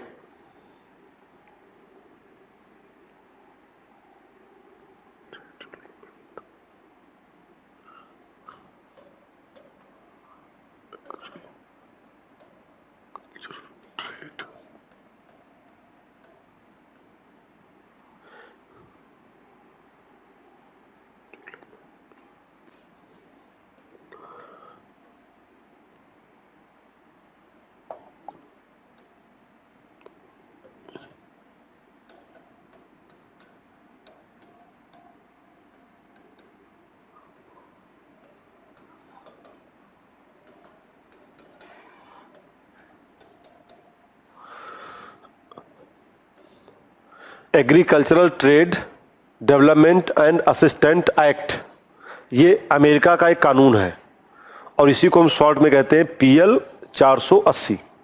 इसके अंतर्गत कोई भी देश अपनी मुद्रा में चाहे तो अमेरिका से खाद्य वस्तुओं को खरीद सकता है, इसी को कहा जाता है पीएल। तो इसका मतलब क्या है? स्थानीय मुद्रा से purchase of US agriculture commodities with local currency, स्थानीय मुद्रा से अमेरिकी कृषि खाद्य पदार्थों की खरीदारी, इसी को हम बोलते हैं पीएल 480।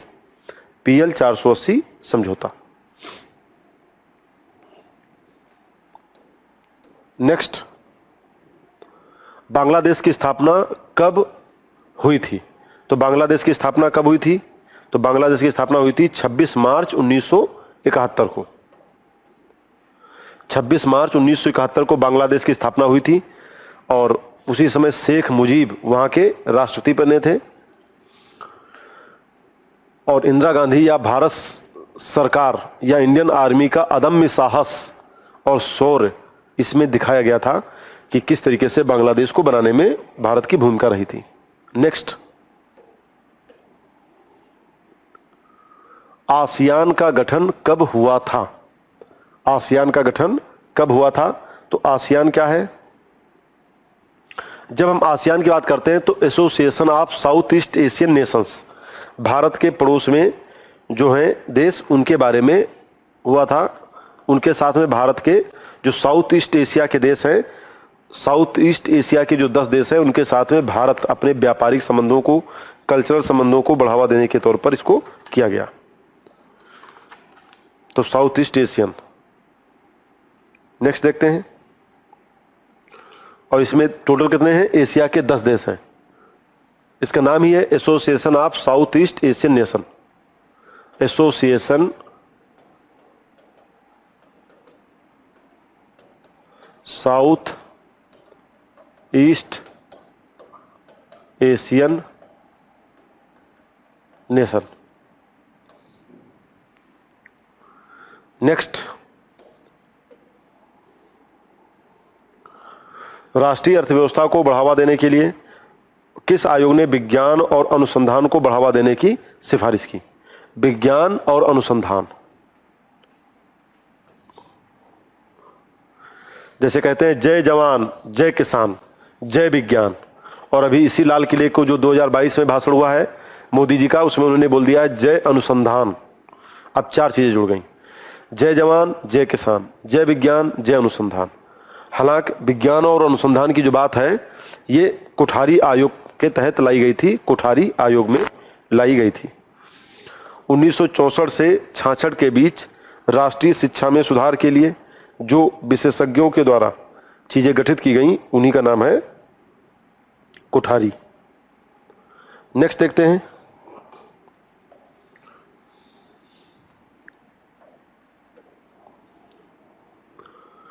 उन्नीस 1948-49 के विश्वविद्यालय अनुदान आयोग के अध्यक्ष कौन थे? तो कौन थे? डॉक्टर राधा कृष्णन, सर्वपल्ली राधाकृष्णन। ये जो है हमारे विश्वविद्यालय अनुदान आयोग, यानी इसी को हम बोलते हैं शॉर्ट में यूजीसी। यूजीसी जो है, और डॉक्टर राधाकृष्णन हमारे पहले उपराष्ट्रपति भी रहे हैं। नेक्स्ट क्वेश्चन देखते हैं, आदि शंकराचार्य की सबसे ऊंची मूर्ति कहां पर स्थापित की गई है? तो आदि शंकराचार्य की सबसे ऊंची मूर्ति कहां पर स्थापित की गई है? केदारनाथ में। केदारनाथ में मोदी जी के द्वारा इसे स्थापित किया गया है। और शंकराचार्य को भारत का महान दार्शनिक भी माना जाता है।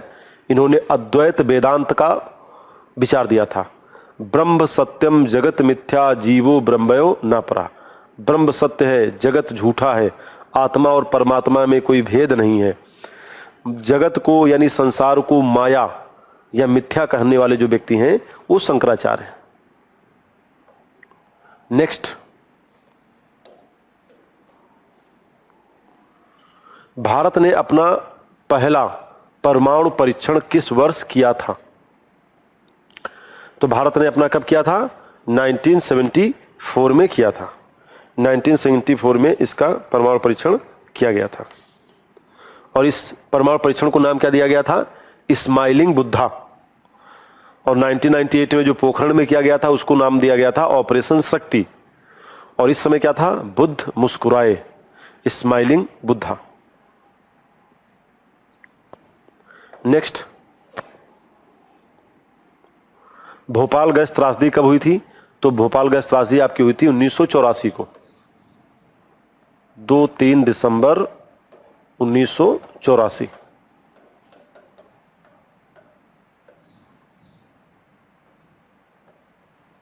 दो 3 दिसंबर 1984 को हुई।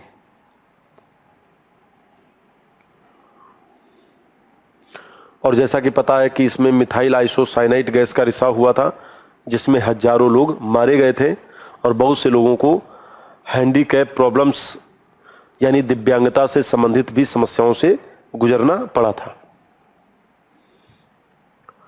और गैस कंपनी कौन सी थी? Union carbide. नेक्स्ट देखते हैं, भारतीय अनुसंधान समिति की स्थापना निम्नलिखित में से किसके द्वारा की गई थी? तो यह आपका किया गया था 1962 में। 1962 में हुई थी। किसके द्वारा हुई थी? पंडित जवाहरलाल नेहरू के द्वारा। पंडित जवाहरलाल नेहरू के द्वारा राष्ट्रीय अंतरिक्ष अनुसंधान समिति की स्थापना की गई थी। और इसके अंतर्गत परमाणु ऊर्जा विभाग, डिपार्टमेंट ऑफ एटॉमिक एनर्जी के अंतर्गत इसकी स्थापना की गई थी। नेक्स्ट, अंतरिक्ष विभाग का गठन किस वर्ष किया गया था? तो इसका गठन किस वर्ष किया गया था? 1972 में। 1972 में इसका गठन किया गया था।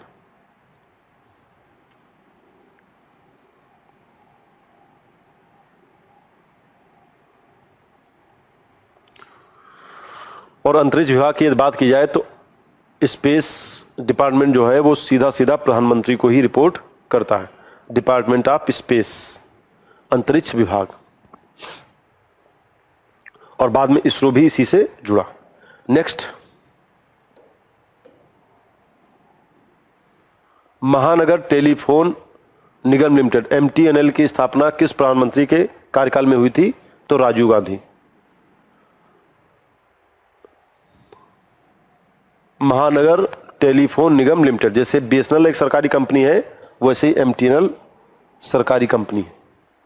शिक्षा की पहली राष्ट्रीय नीति कब बनाई गई? तो शिक्षा की पहली नीति कब बनाई गई? तो हमारे यहाँ पे कोठारी आयोग को सबसे पहले लागू किया गया। शिक्षा की पहली नीति जो बनी थी वो इंदिरा गांधी के जमाने में बनाई गई थी। इंदिरा गांधी के जमाने में शिक्षा पर 1968 में पहली शिक्षा की नीति बनाई गई थी। और इस समय वर्तमान में जो शिक्षा की नीति लागू है वो 2020 की लागू है, जिसे हम न्यू एजुकेशन पॉलिसी कहते हैं। नेक्स्ट,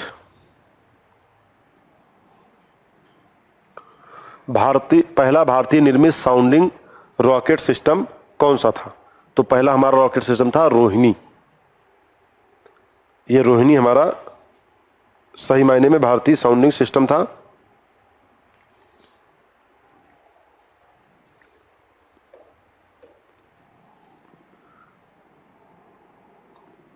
स्वतंत्रता के समय भारत की साक्षरता दर कितनी थी? लिटरेसी रेट कितना था? तो बहुत ही कम था। आज तो हमारे यहाँ पर 74% से भी अधिक लिटरेसी रेट हो चुका है, लेकिन उस समय आप देखेंगे केवल 12% ही था। और वर्तमान में देखा जाए तो 74% के ऊपर हम आ चुके हैं, यानी 75 साल में। तो शिक्षा के क्षेत्र में हमने एक बेहतर मुकाम तय किया है। और यदि हम केरला जैसे राज्यों में चले जाएं, वहां पर तो 90% से भी ज्यादा, 93% के आसपास जो लोग हैं उन्होंने शिक्षा ग्रहण की है। नेक्स्ट, स्वतंत्रता के समय भारत की शिक्षा दर क्या थी? ये तो आपका हो गया 12%। नेक्स्ट देखते हैं, भाषाई आधार पर राज्यों का गठन किस वर्ष किया गया था? तो भाषा के आधार पर जो राज्य बना था वो बना था आंध्र प्रदेश। तेलुगु भाषा के आधार पर।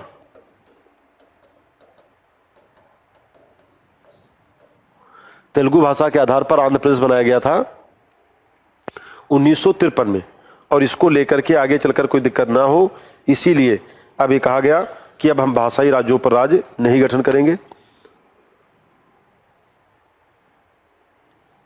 आगे चलकर के राज्य पुनर्गठन आयोग आया और जिसमें कहा गया कि नए राज्यों के साथ साथ में हम और भी चीजें करेंगे। तो सबसे पहला भाषाई आधार पर राज्यों का गठन किस वर्ष किया गया था? आंध्र प्रदेश का तेलुगु भाषा के आधार पर किया गया था। नेक्स्ट, उत्तर सेंटिनली द्वीप किस भारतीय क्षेत्र का हिस्सा है? तो ये आपका क्या हो जाएगा? अंडमान का। वैसे भी यदि आपको ये पता हो, सेंटिनली, जरवा, ओंगे, सैम्पेन ये सब जनजातियां हैं, और ये सब जनजातियां कहाँ की हैं? अंडमान निकोबार की। तो सेंटिनले जो है वो हमारा अंडमान का हिस्सा है।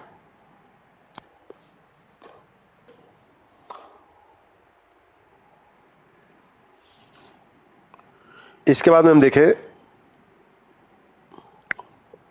Question number 55।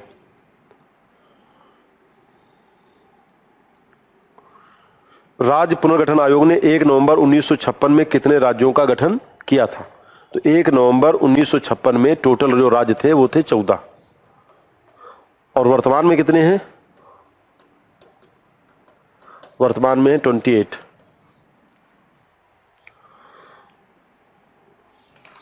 और कोठारी आयोग के बाद में ही ये लाया गया था। नेक्स्ट देखते हैं,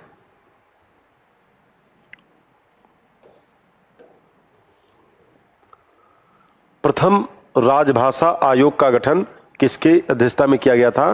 तो ये किया गया था बीजी खरे, बीजी खरे की अध्यक्षता में किया गया था।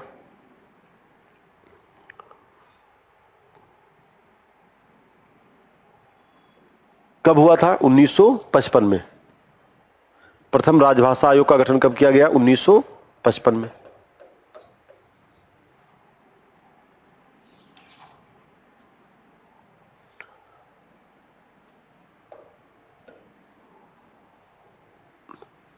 भारत के विलय के दस्तावेज के समय जोधपुर के राजा कौन थे?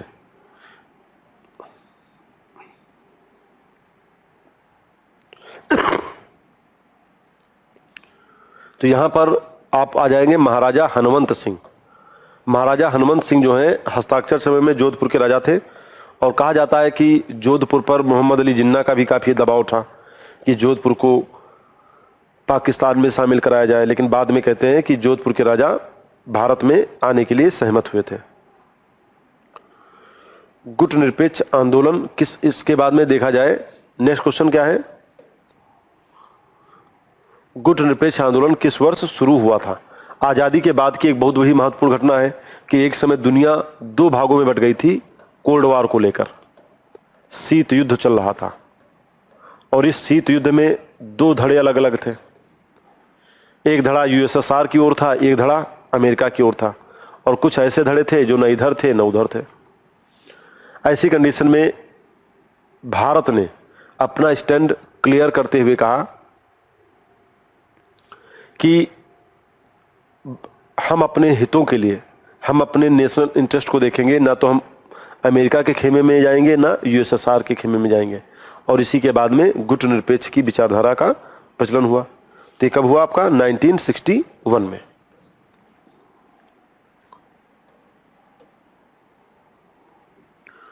भारत में हरित क्रांति के जनक कौन है?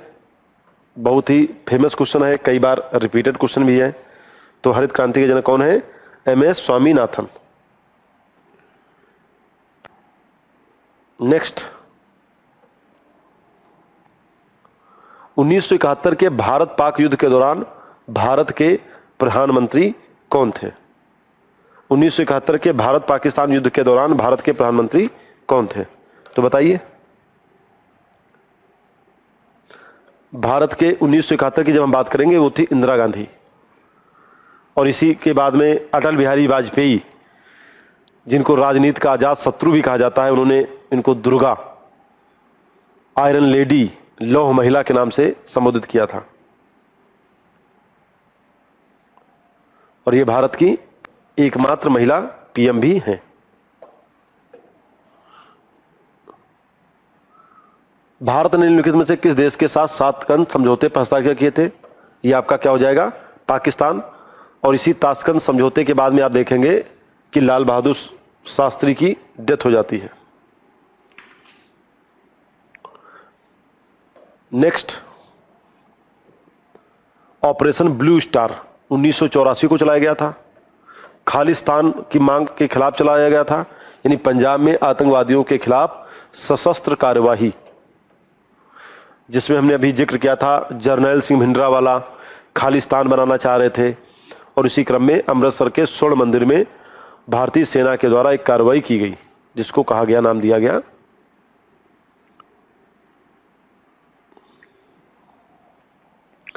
नेक्स्ट,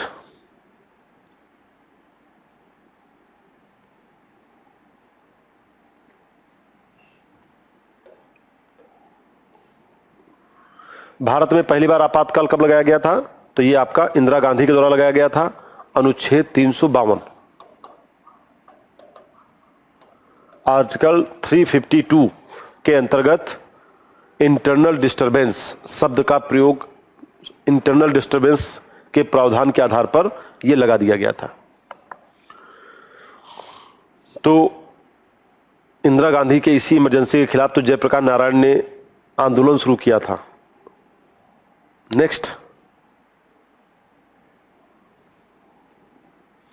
नक्सलवाड़ी आंदोलन विद्रोह के समय भारत के किस राज्य से शुरू हुआ था? ये पश्चिम बंगाल से शुरू हुआ था। इसके बारे में हमने काफी अभी डिस्कस भी किया था। कानू सान्याल और चारू मजूमदार के नेतृत्व में।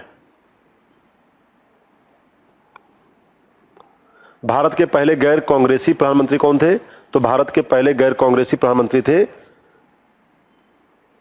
भारत के पहले गैर कांग्रेसी प्रधानमंत्री जो थे वो थे आपके मोरारजी देसाई।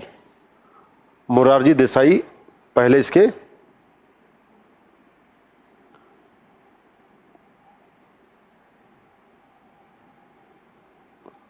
इसके बाद में हम देखते हैं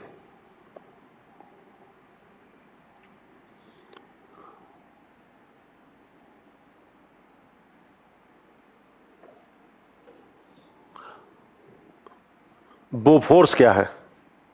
तो बोफोर्स क्या है? डबल बैरल स्वचालित एंटी एयरक्राफ्ट गन। और बोफोर्स तो सॉरी, ये कहां से लिया था? स्वीडन। स्वीडन मेड ये तोप है, राजीव गांधी के जमाने में लाई गई थी और बाद में कहा जाता है कि इसी बोफोर्स सौदे के कुछ भ्रष्टाचार के आरोप भी राजीव गांधी के ऊपर लगाए गए थे या लगे थे। तो कहा जाता है कि इसमें बोफोर्स में घोटाला भी हुआ था, लेकिन ये बोफोर्स जो है ये कारगिल युद्ध के समय में बहुत ही इफेक्टिव मानी गई थी। नेक्स्ट, भारत के पूर्व प्रधानमंत्री राजीव गांधी की हत्या कब हुई थी? पेरम्बदूर, तमिलनाडु के कोयम्बटूर के निकट पेरम्बदूर में ये एक रैली को संबोधित करने गए थे और उसी रैली के दौरान लिट्टे संगठन ने इनके ऊपर में जो है सुसाइड बॉम्बर से अटैक किया और सुसाइड बॉम्बर के अटैक होने के बाद में राजीव गांधी की डेथ हो गई थी और इनके साथ में 16-17 लोग और भी मारे गए थे। नेक्स्ट, अयोध्या में बाबरी मस्जिद का निर्माण किसने कराया था? तो माना जाता है कि बाबर का सेनापति था मीर बाकी। मीर बाकी के द्वारा इसका निर्माण कराया गया था और बाद में बाबरी मस्जिद विध्वंस 1992 में हुआ था। नेक्स्ट, ऑपरेशन शक्ति। तो हमने आपको बताया था कि जब पहला परमाणु परीक्षण हमने 1974 में किया था तो उसका नाम था स्माइलिंग बुद्धा और जब 1998 में किया था परमाणु परीक्षण तो उसका नाम था ऑपरेशन शक्ति। 1998 कहां पे हुआ था? पोखरण में हुआ था और पोखरण मूवी भी कुछ समय पहले बनी थी, उसको आप देखेंगे तो 1998 वाला आपको बताया गया है। नेक्स्ट, विजय दिवस किसकी स्मृति में मनाया जाता है? तो आप बताएं विजय दिवस किसकी स्मृति में मनाया जाता है? तो 19 यानी कारगिल युद्ध की जीत में। कारगिल युद्ध की जीत में कब हुआ था? 26 जुलाई। तो विजय दिवस कारगिल की स्मृति पर किया जाता है। नेक्स्ट, भारत का पहला आर्यभट्ट कब लॉन्च किया गया था? 1975 में। 1975 में भारत का पहला सैटेलाइट लॉन्च किया गया था और रशियन स्पेस एजेंसी ने इस काम में हमारी मदद की थी। यह रशियन स्पेस एजेंसी के द्वारा इसे किया गया था। राफेल लड़ाकू विमान किस देश के द्वारा लाया गया? भारतीय नेवी, भारतीय एयरफोर्स और ज्यादा मजबूत हो गई है तो ये हम वहीं से लेकर आए थे राफेल लड़ाकू विमान। नेक्स्ट, वर्ष 2016 में भारत सरकार ने किस मूल्य वर्ग के बैंक नोटों को प्रतिबंधित किया था? तो 500 और 1000 के किए थे। तो यहां पे ऑप्शन में क्या है? 500 को भी किया था बैन और 1000 को भी किया था बैन और इसकी जगह पे बाद में 500 और 2000 के नोट फिर से चालू कर दिए गए। तो ये भी बहुत ही ऐतिहासिक घटना हुई है जिसको आप लोगों ने नवंबर 2016 में देखा था। डेक्सामेथासोन का उपयोग किस बीमारी के इलाज के लिए किया जाता है? डेक्सामेथासोन का इलाज किस बीमारी के इलाज के लिए किया जाता है? तो इसकी हम बात करें तो ग्लूकोकार्टिकोइड दवा है, एलर्जी, फेफड़ा, दिमाग, तीनों के लिए होता है। ऑल ऑफ द एबव बीमारियों के लिए किया जाता है। नेक्स्ट, नोवेल कोरोना वायरस का वैज्ञानिक नाम क्या है?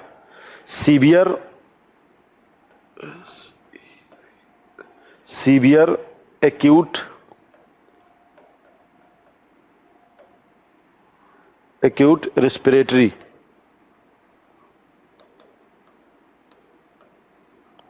रेस्पिरेटरी सिंड्रोम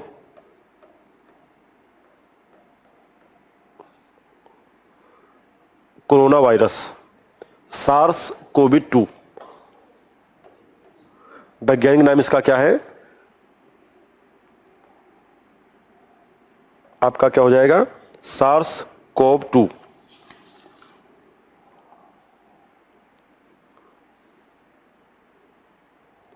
इसके बाद यदि हम देखें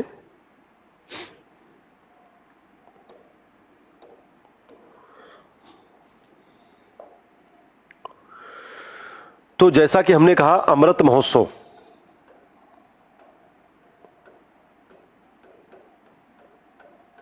तो अमृत महोत्सव में आजादी के 75 साल, इंडिया एट 75, और इसके साथ साथ में आजादी की लड़ाई में काम करने वाले जो हमारे गुमनाम नायक रहे, इनको नमन करने का दिन है। और उम्मीद करते हैं कि आप सब लोग इसे जोश से मना ही रहे होंगे अमृत महोत्सव को। और आज के लिए हम लोग इस क्लास को यहीं पे समाप्त करेंगे। नेक्स्ट फिर किसी टॉपिक के साथ में फिर से आपसे मिलते हैं। जय हिंद, वंदे मातरम। Thank you.